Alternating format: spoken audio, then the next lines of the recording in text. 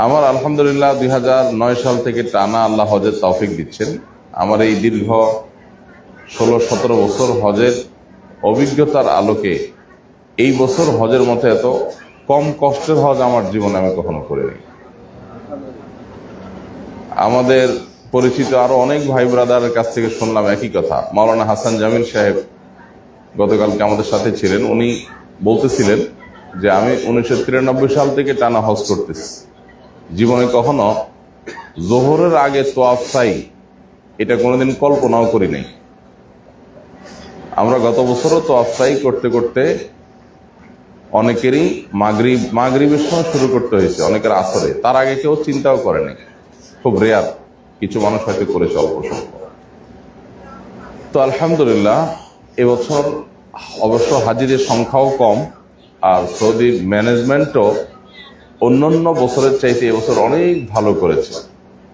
অন্যান্য বছরে বিশেষ করে গত বছর, তার আগের বছর মক্কার আশেপাশে, এমনকি যারা আজিজিয়াতে ছিল, আজিজিয়া থেকে মক্কা যাওয়ার সব গাড়ি, প্রাইভেট কার, এমনকি ট্যাক্সি পর্যন্ত বন্ধ করে দিয়েছে। মানুষের দুর্ভোগ, মানুষের কষ্টের কোনো সীমা ছিল না। কেন হজকে জিহাদ বলা হয়েছে? মানে দুর্বলদের জন্য, বিশেষ করে মেয়েদের বেলায় বলা হয়েছে হজ্জুহুন্না জিহাদ। তাদের হজটা হলো জেহাদের সমতুল্য। জেহাদ মানে কি? জীবন বাজি রাখা। জীবন বাজি রাখার মতো এরকম একটা বিষয় জিহাদ, সেটার সাথে হজকে তুলনা করা হয়েছে। এই হজ কতটা কষ্টসাধ্য হলে এটাকে জেহাদের সঙ্গে তুলনা করা হয়। তো আলহামদুলিল্লাহ সেরকম কোনো বিশেষ কোনো দুর্ঘটনা ছাড়া আল্লাহ তাআলা আমাদের এতগুলো মানুষকে সুচারুরূপে সবকিছু সম্পন্ন করার যে তৌফিক দিয়েছেন, এর জন্য যে বললাম শুকরিয়া আদায় করে শেষ করা যাবে না। গত বছর আমরা আরাফাতের ময়দান থেকে রাত 10টা না 11টায় বাস পেয়েছি। সেই বাস 3:30 বাজে, এই 11টা থেকে নিয়ে 3:30 পর্যন্ত টানা বাস চলেছে, জ্যাম ঠেলে ঠেলে। এরপরে আমরা টের পাইলাম যে আমরা এখনো মুজদালিফায় আসি নাই। মুজদালিফা এখনো 2 কিলোমিটার 1.5 কিলোমিটার দূরে। এবার বাস থেকে সবাই আমরা নেমে গেলাম যে ফজর, মাগরিব নাই, এশা নাই, মুজদালিফা রাত্রি যখন ওয়াজিব সেটাও ছুটে যাবে। নেমে হাঁটা শুরু করলাম। বাসের রাস্তায় হাঁটা যে কি কঠিন, কি কষ্টের, তাও একজন দুজন না, শত শত হাজার হাজার মানুষ। এদিকে পুলিশ দৌড়াচ্ছে, এদিকে গেলে ওইদিকে দৌড়ায়, এদিকে গেলে ওইদিকে দৌড়ায়। তারা তাদের দায়িত্ব পালন করে। আর হাজিদের টাকাটা হলো তারা তাড়াতাড়ি যাইতে হয় মুজদালিফায়। জাস্ট ফজরের নামাজের ওয়াক্ত হওয়ার 10-15 মিনিট আগে মুজদালিফার বর্ডারে ঢুকেই তাড়াতাড়ি করে নামাজ পড়ে মাগরিব এশা শেষ করছি। রাত্রি যখন বলতে 5 মিনিট, ঘুম তো প্রশ্নই ওঠে না, কিসের ঘুম। এরপরে আবার টানা হাঁটা, এবং একই দৃশ্য প্রায় তার আগের বছরও হয়েছে, 2 বছর পর পর। তো এই ধরনের নানাবিধ সমস্যা ঘটছে। গত বছর আমাদের সাথে থাকা হাজিদের একজন মারা গেছেন, এবং মিসিং, এটা তো একবারে কমন একটা বিষয়।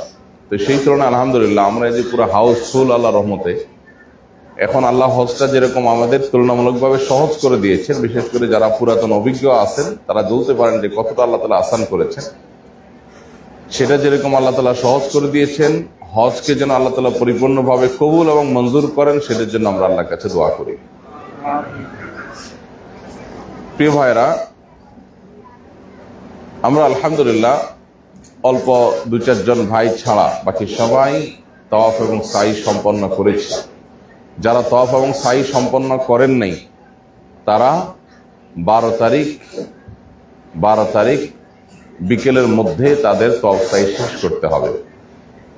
এখান থেকে 12 তারিখে পাথর মেরে যে তাওয়াফ সাই করাটা টাফ, কঠিন।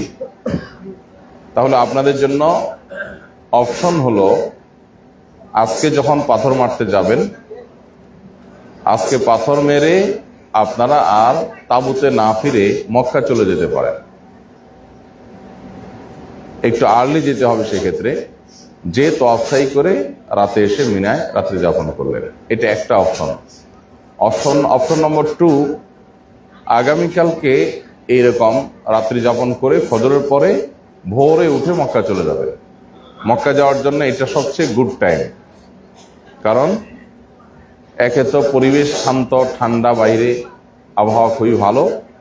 দ্বিতীয়ত হলো এই টাইমে মক্কায় যাওয়া মানুষের সংখ্যা খুবই নগণ্য, যার কারণে মেইন রোডগুলোতে উঠলে আপনি ট্যাক্সি পাবেন বা কোনো গাড়ি পাবেন যেগুলো আপনাকে মক্কার কাছাকাছি নিয়ে যাবে ইনশাআল্লাহ। তো যে আপনি তওয়াফ সাই করে হোটেলে গিয়ে রেস্ট করে ঘুমায় টুমায় উঠে এরপরে আমরা ইনশাআল্লাহ সন্ধ্যার আগে আগে আবার ব্যাক করলাম। ও সরি, দুপুরের পরে তো পাথর মারতে হবে, তাহলে বিকালে এসে পাথর মারলাম, বিকালে এসে পাথর মেরে তারপর তাবুতে চলে আসলেন অথবা আবার ব্যাক করলেন। তাহলে এই হলো আমাদের তওয়াফ সাইয়ের ব্যাপার, এটা আমাদের করতে হবে ইনশাআল্লাহ। হজের তওয়াফ ইন্টারেস্টিং একটা বিষয়। হজের তওয়াফের মেয়াদ হলো আজীবন। হজের তওয়াফের মেয়াদ কতদিন? মানে মরার আগের দিন পর্যন্ত। কেউ যদি হজের তওয়াফ না করে, হজের তওয়াফটা তো ফরজ তওয়াফ, ওয়াজিব না, ফরজ। ফরজের তো কোনো বিকল্প নাই, দমটমে কাজ হবে না, তাই না? তা এখন হজের তওয়াফ কেউ করতে পারলো না, সামহাও মিস হলো, তাহলে সে কি করবে? সে 2 বছর, 4 বছর, 6 বছর, 8 বছর, 10 বছর, 20 বছর পরেও যদি হয়, তাকে এসে এই তওয়াফ করতে হবে। কিন্তু যেহেতু দেরি করেছে এই জন্য তাকে দম দিতে হবে, কিন্তু তার হজ হয়ে যাবে। আর মহিলাদের ব্যাপারে তাদের মাসিকের কারণে যদি কেউ না করতে পারেন তাহলে সেক্ষেত্রে তার দমটম কিছু দিতে হবে না, তিনি যখন সুস্থ হবেন তখন তওয়াফ করবেন। তো আলহামদুলিল্লাহ, আল্লাহ রাব্বুল আলামিন আমাদের হজকে যেরকম সহজ করে দিয়েছেন, আমাদের হজকে এরকম আল্লাহ তাআলা কবুল এবং মঞ্জুর করে দেন। আমরা যারা প্রথম হজ করেছি তারা টের পাবো না। এই যে গতকালকে আমরা বাসে আসছি মিনা পর্যন্ত, তারা অন্য আরো 10টা যে গ্রুপ আছে যারা হজে আসে বা আসছে এই বছর, একটু খবর নিলে দেখতে পারি যে বাসে করে এরকম এই আসার এই সুযোগ আমাদের কজনের হয়েছে। গত বছর আমরা যারা আমাদের সাথে হজ করেছেন হাজিদেরকে 60,000 রিয়াল দিতে হয়েছে এই সার্ভিসটার জন্য। 60,000 রিয়াল সবাই মিলে। আলহামদুলিল্লাহ, এই বছর কিছু টাকা হয়তো দিতে হবে, এটা এজেন্সি বহন করবে, কিন্তু হাজিদের উপরে কোনো টাকা আসে নাই, কিন্তু সার্ভিস আমরা পেয়ে গেছি আল্লাহর রহমতে। এই মিনায় আসার সার্ভিসটা যে কি সার্ভিস, শরীর টরীরের কি অবস্থা থাকে সবার, এরপরে যদি রাত্রি যাপনের জন্য মক্কা থেকে হেঁটে যদি মিনায় আসা লাগে তাহলে যে কি অবস্থা হতে পারে সেটা তো আসলে কোনো বলার অপেক্ষা রাখে না, তাই না? তো সেই জায়গায় আল্লাহ তাআলা যে আমাদেরকে সহজ করেছেন, আমরা বাসে চলে এসেছি। বাস যে আসছে সেটাও আবার এত দ্রুত আসছে। তো আমরা যে আলহামদুলিল্লাহ মুজদালিফা মিনায় যে আসলাম রাতে, আমাদের তিনোটা বাস অলমোস্ট 15-20 মিনিটের মধ্যে চলে আসছে। 4 নম্বর বাস যেটা শেষ বাস, যেটা লেটে আসছে, এটা নিয়ে অনেক ইয়ে ছিল, আমাদের পেরেশানি ছিল। এই বাসটা কয়টা এসে ঢুকছে এরিয়ার মধ্যে, কেউ একজন বলতে পারেন? এরিয়ার ভিতরে ঢুকছে কখন? এরিয়ার ভিতরে 11টার পর না, 11টার পর তো মাস্ট ছাড়ছেই তো, 11:02 না 5 যেন।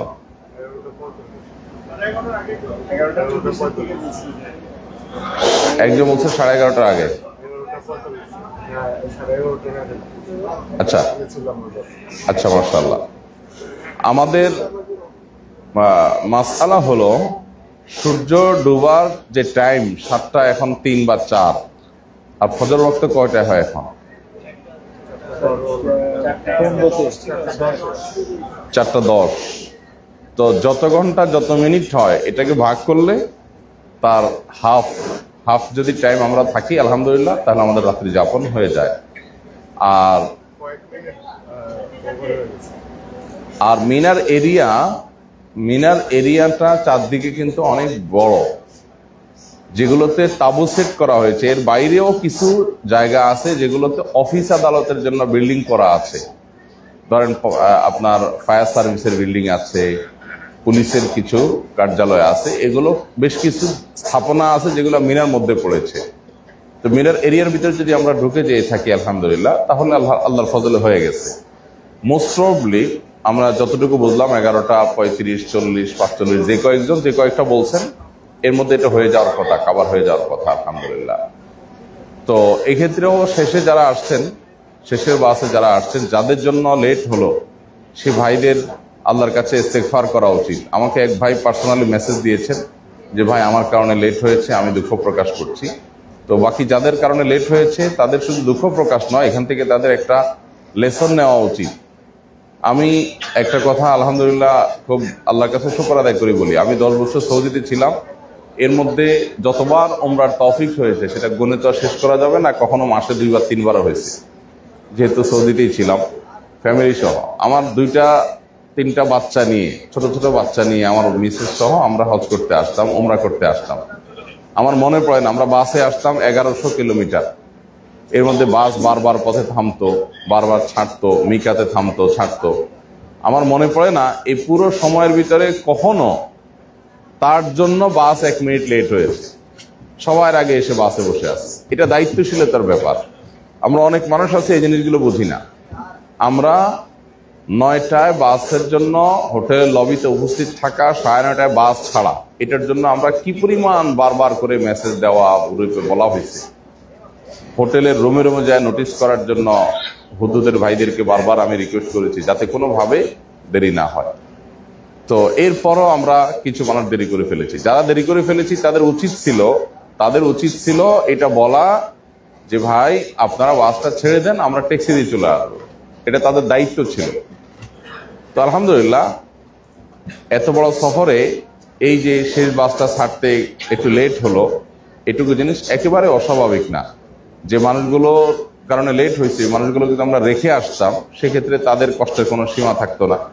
কারণ তারা আসলে ট্যাক্সি দিয়ে তো এদিকে ধারে কাছে কোথাও ঢুকতে পারতেন না, ট্যাক্সি আজিজিয়া পর্যন্ত আসতো বড় দর, এদিকে অসম্ভব। আমরা এর আগে যখনই আসছি আজিজিয়াতে নামাই দিয়েছি, আজিজিয়া থেকে এ পর্যন্ত হেঁটে আসা এটা যে কত কঠিন সেটা আসলে বোঝানো যায় না। তো আল্লাহর শুকর আমাদের কারোরই সেরকম অবস্থা করতে হয় নাই, সবাই আমরা চলে আসছি টাইম মতো আল্লাহর শুকর। বিশেষ করে যারা প্রথম, দ্বিতীয়, তৃতীয় বাসে আসছেন তারা তো 10, 15, 20 মিনিটের মধ্যে চলে আসছেন এক টানে, কল্পনাও করা যায় না যেটা। আমি তো খুব টেনশনে ছিলাম যে আমরা টাইম মতো ঢুকতে পারি কিনা। এদিকে আরাফাত থেকে আমরা যে আসছি আলহামদুলিল্লাহ বাসগুলো টাইমলি আমরা পেয়ে গেছি। 8টা, 9টা, 9:30টার মধ্যে সবাই বাসে উঠে গেছে, তাই না? তো যাই হোক, সর্বাবস্থায় প্রশংসা সব আল্লাহর, আর ত্রুটি বিচ্ছুতি সব আমাদের সবার। ত্রুটি যেগুলো হয়েছে সেগুলো সব আমাদের, আর যেটুকু আমরা সুবিধা পেয়েছি, সহজীকরণ হয়েছে, তার সবটুকুন কার? আল্লাহর অনুগ্রহ, আল্লাহর রহমত। আমাদের কারোর কোনো ক্রেডিট এখানে নাই, আল্লাহ তাআলা আমাদেরকে দান করেছে। এই জন্য আমরা আবারও আল্লাহর কাছে শুকরিয়া জানাই, আলহামদুলিল্লাহ। প্রিয় ভাইরা, আমরা আজকের এবং আগামীকালকের এবং পরশু দিনের আমাদের করণীয় সম্পর্কে জানবো ইনশাআল্লাহ। শর্ট প্যাকেজের হাজী সাহেবরা যারা আছেন তারা, আমরা তো ইনশাআল্লাহ 11 তারিখে মদিনায় চলে যাব এবং 15 তারিখে আমাদের ফেরার ফ্লাইট। তো আমাদের হাতে তো একেবারেই সময় নাই। লংয়ে যে ভাইরা আছেন তাদের আলহামদুলিল্লাহ কিছুটা সময় আছে। তারা আল্লাহ রহমতে মাতাফে এহরামের কাপড় ছাড়া যে সাধারণ পোশাক পরে তাওয়াফের হাউজে ঢোকার যে সুযোগ, ওইটা ইনশাআল্লাহ তারা এখন ভোগ করবেন। ঈদের পরে, হজের পরে বেশ কিছুদিন পর্যন্ত এটা ওপেন থাকে। এটা একটা বড় ভালো দিক আলহামদুলিল্লাহ, এটা আপনারা পাবেন আল্লাহ চাহেন তো। এখন আজকের, আগামীকালকের, পরশু দিনের আমাদের করণীয়গুলো কি? করণীয় জানার আগে এই দিনগুলোর সাথে আমরা একটু পরিচিত হই। এই দিনগুলোকে বলা হয় আইয়ামুত তাশরিক। এগুলোকে কি বলা হয় ভাই? আইয়ামুত তাশরিক। আইয়ামুত তাশরিক এটা হলো ঈদের দিন, ঈদের পরে 3 দিন। ঈদের পরে কয়দিন ভাই? 3 দিন। এই যে 3 দিন, ঈদের দিন এবং ঈদের পরে আরো 3 দিন, সেই দিনগুলো এখন চলমান আছে আইয়ামে তাশরিক। এই আইয়ামে তাশরিক, এই দিনগুলোতে আমাদের প্রধানত 3টি করণীয় আছে, বরং 4টি করণীয় আছে। 4টি করণীয় আছে প্রধানত। এর ভিতরে 1 নম্বর করণীয় হলো, কোরআনে কারীম আল্লাহ রাব্বুল আলামিন বলেছেন সূরা বাকারার মধ্যে, সূরা বাকারার 200 নম্বর আয়াত আল্লাহ তাআলা বলেছেন, আউযু বিল্লাহি মিনাশ শাইতানির রাজীম, ফাইযা কাদাইতুম মানাসিকাকুম, তোমরা যখন তোমাদের হজের কার্যাবলী শেষ করবে, হজের কার্যাবলী যখন তোমরা শেষ করবে, সম্পাদন করে তোমরা শেষ করবে, ফাযকুরুল্লাহা কাযিকরিকুম আবাআকুম আও আশাদ্দা যিকরা, হজের কার্যাবলী শেষ করার পর তোমরা তোমাদের রবকে, আল্লাহ রাব্বুল আলামিনকে তোমরা স্মরণ করবে। কিরকম স্মরণ? তোমাদের পূর্বপুরুষ বাপ দাদাদেরকে যেরকম তোমরা স্মরণ করো, আল্লাহকে তোমরা সেরকম স্মরণ করবে। আও আশাদ্দা যিকরা, অথবা এর চাইতেও আরো ভালোভাবে স্মরণ করবে, আরো ডিপলি আল্লাহকে স্মরণ করবে। তো এখানে বাপ দাদাদের স্মরণের কথা যে বলা হয়েছে, প্রথমত আরব্য জাহিলি যুগে মানুষ বাপ দাদাদের নাম, বংশধারা এগুলো মুখস্থ রাখাটা এটা বড় ট্র্যাডিশন ছিল। কতটা স্মরণ রাখলে মুখস্থ রাখতে পারে মানুষ? মানুষ তো মানুষ, উটের, ঘোড়ার নসবনামা অর্থাৎ বংশধারা মুখস্থ রাখতো সে যুগের মানুষ। এবং ইন্টারেস্টিং বিষয়, জাহিরি যুগে শিক্ষিত মানুষ বলতে বোঝানো হতো এই টাইপের মানুষদেরকে। ধরেন যারা ঘোড়ার বংশধারা জানে, 50টা বংশ পর্যন্ত মুখস্থ রাখছে, উটের 30 বংশ পর্যন্ত মুখস্থ রাখছে, তাহলে এই লোক বিরাট শিক্ষিত মানুষ। আমাদের এই যুগে যেরকম ডাক্তার ইঞ্জিনিয়ার হলে মানুষ শিক্ষিত হয় না, হয়তো এমন একটা সময় পৃথিবীতে আসতে পারে যখন এটা নিয়ে মানুষ ট্রল করবে, তখনকার পৃথিবীর মানুষ যা ডাক্তার ইঞ্জিনিয়ার হলে এটা নাকি শিক্ষিত। শিক্ষার হয়তো অন্য কোনো মানদণ্ড দাঁড়ায় যেতে পারে। তো তখনকার মানুষের কাছে শিক্ষার মানদণ্ড ছিল এইটা, যে কে কত বেশি বংশধারা মুখস্থ রাখতে পারে। উটের নাম দিতে তারা একটা, ঘোড়ার নাম দিতে, এই ঘোড়ার নাম এইটা, এর বাপের নাম এটা, তার বাপের নাম এটা, তার বাপের নাম এটা, ওর বাপ এতদিন বাঁচছে, জন্ম এত তারিখে, মৃত্যু এত তারিখে, এই ঘোড়ার এগুলা মুখস্থ করতে বসে বসে, এটা ছিল তাদের কাছে শিক্ষা। তো পূর্বপুরুষদেরকে স্মরণ করা এটা তাদের একটা ট্র্যাডিশন ছিল। বিশেষ করে হজের সময় আসলে, হজের কার্যক্রমগুলো শেষ করার পর তারা তাদের বাপ দাদাকে স্মরণ করত। কাকে স্মরণ করতো ভাই? বাপ দাদাকে তারা স্মরণ করত। তো আল্লাহ রাব্বুল আলামিন বলেছেন সেরকম বা তার চাইতে আরো ভালোভাবে, আরো ডিপলি তোমরা স্মরণ করো আল্লাহ রাব্বুল আলামিনকে হজ সম্পাদন করার পর। তো আলহামদুলিল্লাহ সেই সময়টা কিন্তু এখন চলমান আছে। আমাদের এখন কাজ হবে আল্লাহর জিকির করা, আল্লাহকে স্মরণ করা। আল্লাহকে কি করা? স্মরণ করা। আল্লাহ তাআলা আমাদের জন্য কতটা সহজ করে দিয়েছেন, কতটা আসান করে দিয়েছেন। অনেক দুর্ঘটনা ঘটতে পারতো, সেটা আল্লাহ তাআলা হইতে দেন নাই, আমাদেরকে আল্লাহ সেভ করেছেন। কষ্ট যেটুকু হয়েছে, অনেকেরই কষ্ট হয়েছে, আমি জানি অনেকেরই কষ্ট হয়েছে, অনেক বেশি কষ্ট হয়েছে, কিন্তু এই কষ্টটা মাত্রায় আরো অনেক বেশি হতে পারতো না? কি বলেন? জি। একটা দুর্ঘটনা তো মোটামুটি অলমোস্ট সবারই ঘটে, সেটা হলো যে ওই যে হুইল চেয়ারের ধাক্কা খাওয়া, পায়ের গোড়ালিতে হুইল চেয়ারের ধাক্কা লাগছে কারোর ভাই?